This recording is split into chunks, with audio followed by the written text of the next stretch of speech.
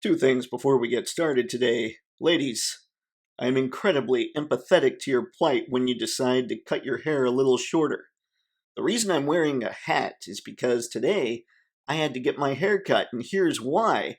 After saying about a month ago I needed a haircut anyway, today was the straw that broke the camel's back as I ran the comb through the hair and it got stuck.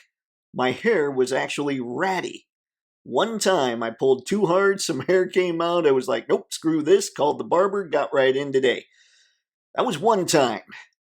You ladies have been putting up with really long hair for a long time, like from when you're a kid, and who knows when you finally decide to cut it short, but, ooh, yeah, you guys have tougher hair than me. The second thing, something I do definitely want to address here, is I say it from time to time, and I want to make sure it hits home every time I say it. So don't let anybody, except me, of course, I'm kidding, dictate what you think you should be collecting. Once in a while, I'll get on some kind of conversation about why I think maybe a line's not as good as it should be, or something like that. And I never want you to think that I'm ripping on how you collect or anything like that. As long as you're geeked about what you're collecting, that's what matters. Don't let me or anybody else tell you that what you do sucks as far as your collection. If it's making you happy, that's basically the key deal. And I have no jokes after that, so let's get to the music.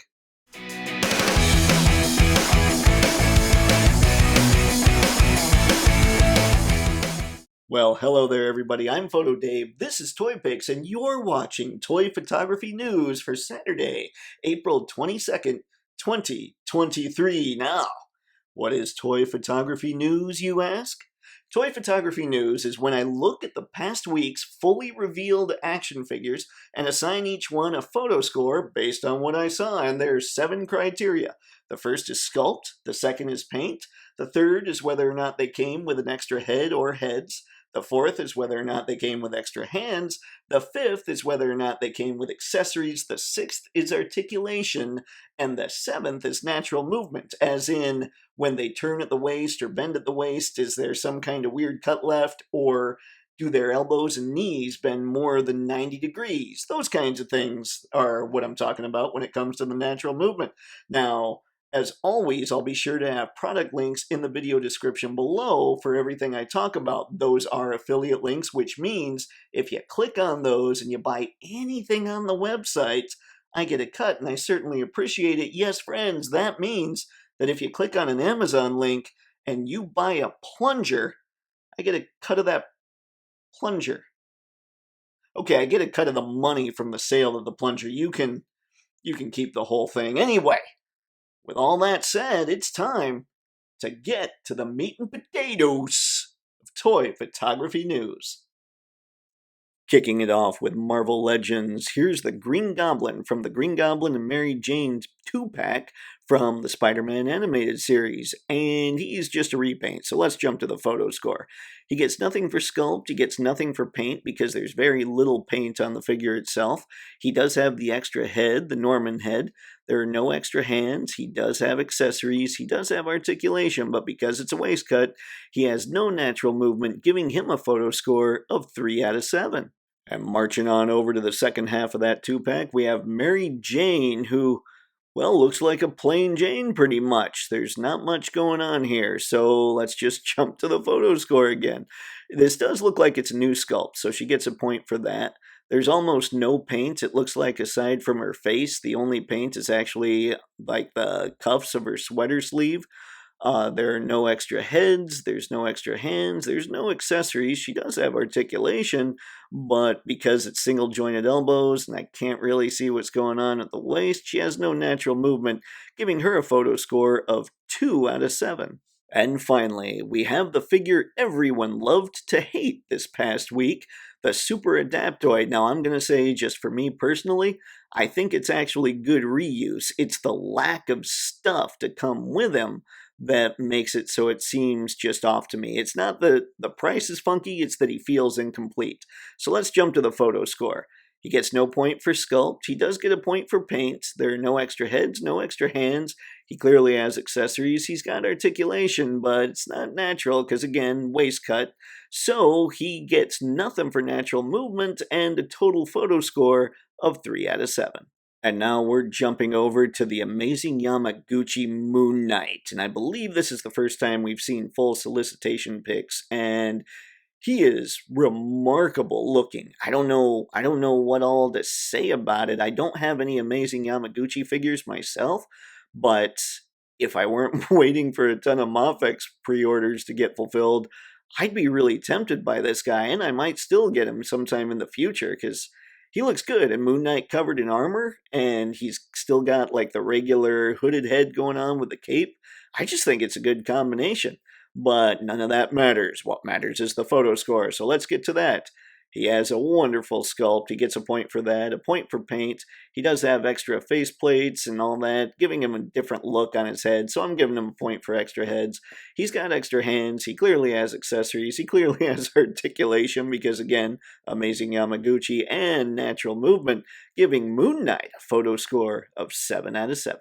Completely switching gears, we head over to 5K Toys where we check out the VToys Muse. And this is just one of those figures. Again, I seem to find one or two of these every week that makes me think, man, it's just cool to see cool looking figures. She looks remarkable. She has it like it's a convincing look when she pulls back for the bow, even though there's no string. I guess that makes it easier, but it looks really convincing. She's got face plates, and I mean, she's got all kinds of stuff that make her change her looks, which is always great for photos, but she does have a problem. So let's jump over to the photo score. She gets a point for sculpt, she gets a point for paint, she clearly gets a point for extra heads and extra hands and accessories and articulation, but because of the design of the figure, when you twist her at the waist, it breaks up the sculpt, and because of that, I didn't give her a point for natural movement, giving the VToys Muse a total score of 6 out of 7. Jumping over to NECAville, yes, NECAville, we have Herman Munster, and I gotta say, NECA always makes their figures look really good. The only thing that ever really hinders them when it comes to the photo score is the articulation, and Herman here is no exception. So let's just jump to the photo score. He gets a point for sculpt, a point for paint. He has an extra head, he has extra hands, he has accessories, he has articulation, but they're only a little better, not even a little better. They're pretty much 90-degree bends at the elbow. Doesn't look like a lot's going on in the torso, but I'm not going to fault him for that because it doesn't look like he should move much up there either. But the elbows hurt him, so he gets nothing for natural movement, giving Herman, I like saying Herman, a photo score of 6 out of 7. And now we have the Blood Armor Vorgus Vermilius from Mythic Legions. And yes, I might have butchered that, but if I did, I'll survive. Now, this is just another one of those Legions figures that looks absolutely incredible. I always love the paintwork on these things, and some of these faces, they're just ridiculous. I love how monstrous they look. I'm a big fan of what Legions does, to the point where if they ever made it so that the elbow range was better than 90 degrees, my wallet would truly try to stab me. So let's head over to the photo score for this guy. I gave him a point for sculpt, but the fact that they call out the color makes me wonder that. So let me know in the comments if this is a repaint of something prior. I gave him a point for paint, I gave him a point for extra heads, extra hands, accessories, articulation, but again, with 90-degree bends at the elbows, he has no natural movement, well, at least no point for it, giving him a photo score of 6 out of 7. Heading over to Storm Collectibles' Mortal Kombat line, we have Goro. And I'm pretty sure one day I'm going to have to buy a Storm Collectibles figure so I can talk about these things intelligently, because right now all I can say is, holy crap, this thing looks incredible. And I've never messed with one, but looking at the way that the shoulders are engineered just looks insane. It looks like they actually kind of work, which is nuts. Anyway, I'm gonna stop gushing over this guy. He got a pretty decent photo score. He got it all.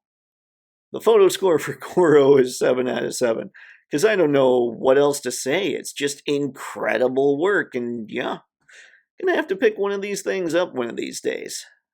Heading over to Star Wars Black Series, we have R5D4, who didn't get an impressive photo score, but at the same time, this is everything R5D4 needs to be. So while technically I couldn't give him a great one, realistically, this thing's perfect. So let's just jump over to the photo score.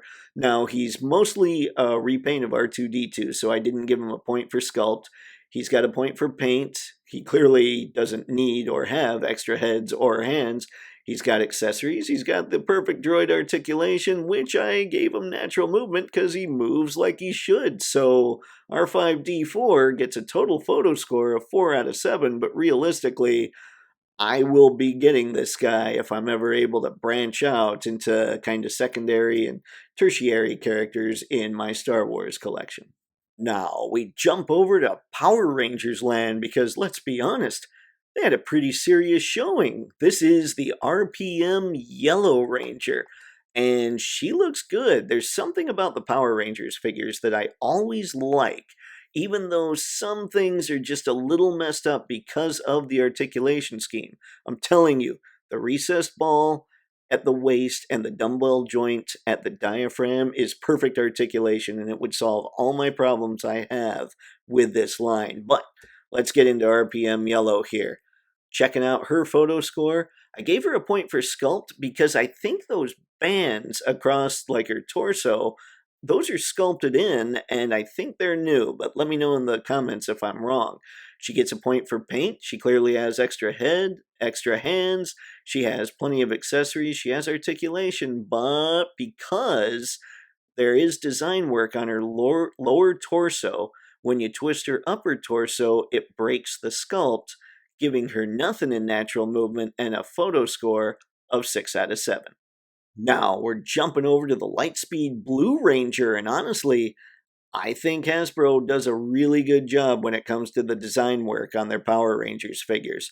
Now, their QC right now, it seems really questionable to the point where they actually issued a statement about it, so hopefully the fact that they recognize it means they'll be taking steps to improve it here in the near future.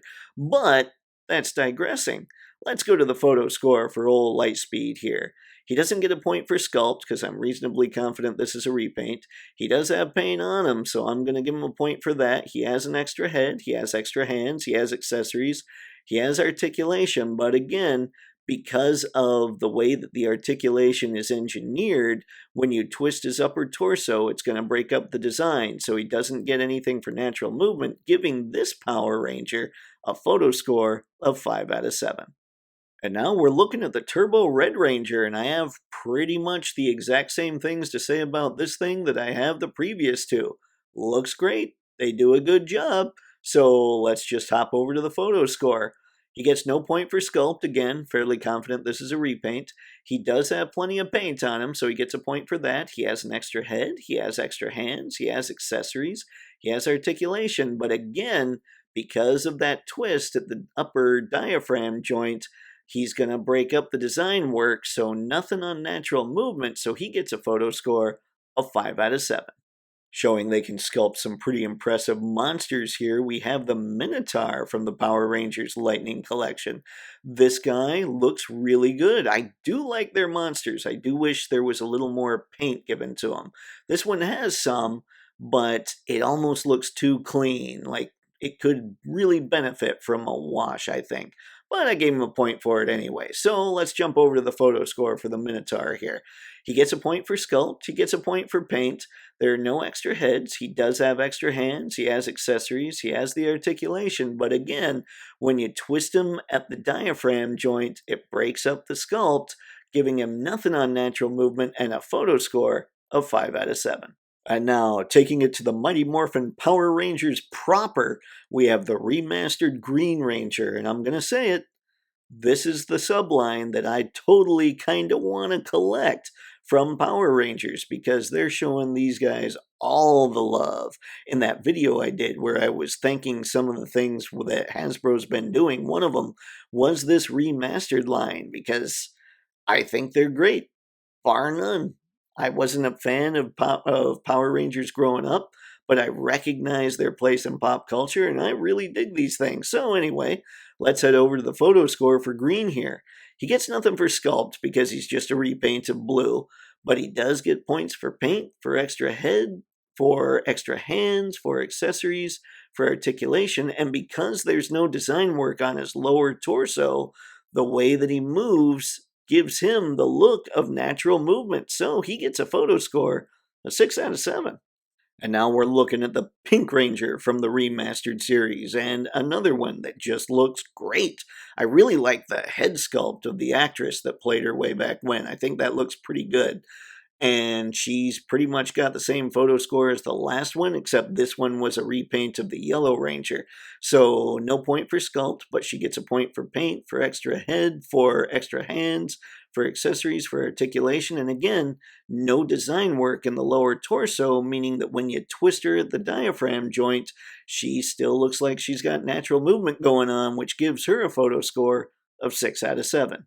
And then there was the Red Ranger, who has some nifty little gold attachments. I'm going to have to watch some Power Rangers. Fun fact, I did actually watch the Netflix movie, and I didn't think it was that bad. I thought it was okay. Anyway, heading over to the photo score for the Red Ranger, just to not waste a whole lot of time here, he gets the same as the other ones. Nothing in sculpt, but everything else he gets a point for. And again, natural movement, just because there's no design work in the lower torso. So he twists, it looks right. So he gets a photo score of 6 out of 7.